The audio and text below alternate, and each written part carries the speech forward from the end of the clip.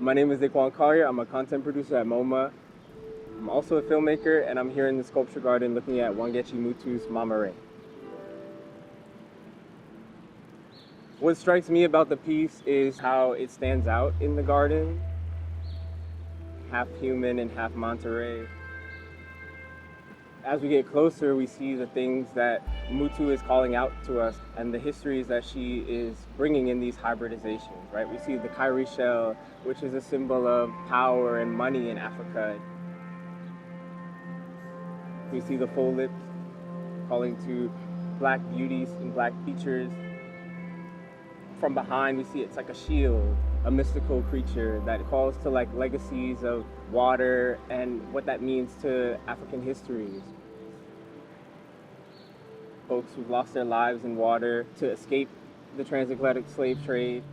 What does it mean to have a new figure, a new goddess figure that is a protector? In the case of black folks living in America, a lot of our histories are lost. Artists are always responding to what's happening in the world, but how do we respond in a way that's engaging folks and not alienating them? I think if we have more windows to people's lived experiences, then we'd have more compassion for others. I think expression is at the forefront of what art means to me and the importance it plays in my life. Going through a lot of archival footage that my parents had taken of me growing up, I think really showed me the power of what it means to archive something in time.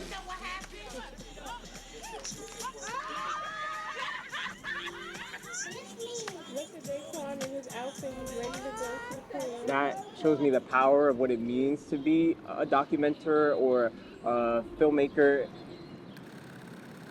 In my case, it might be a film, it might be a poem, it might be a photo. Especially Super 8, it's like you can't control what is coming in through the camera. You only have that roll of film. It's so casual in that everything in it feels like a memory. I think everybody should have the ability to be able to express what they're feeling in a tangible form. That's why so many artists work across disciplines.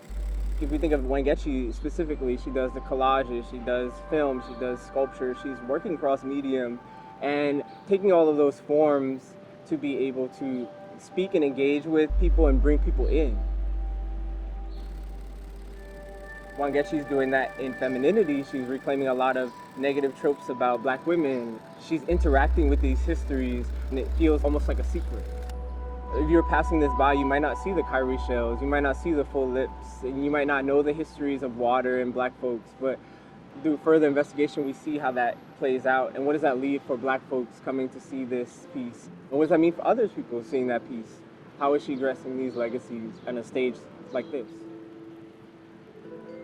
I think that's super interesting to have our histories, have that darkness, but also be able to use these Afrofuturistic ideas of hybridization and pigeoning things together to give us new answers and give us almost closure. I think what it means for black women artists to be able to take up this much space in an institution is a powerful statement.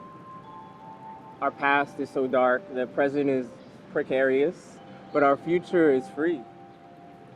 It feels like safety to be able to look at this.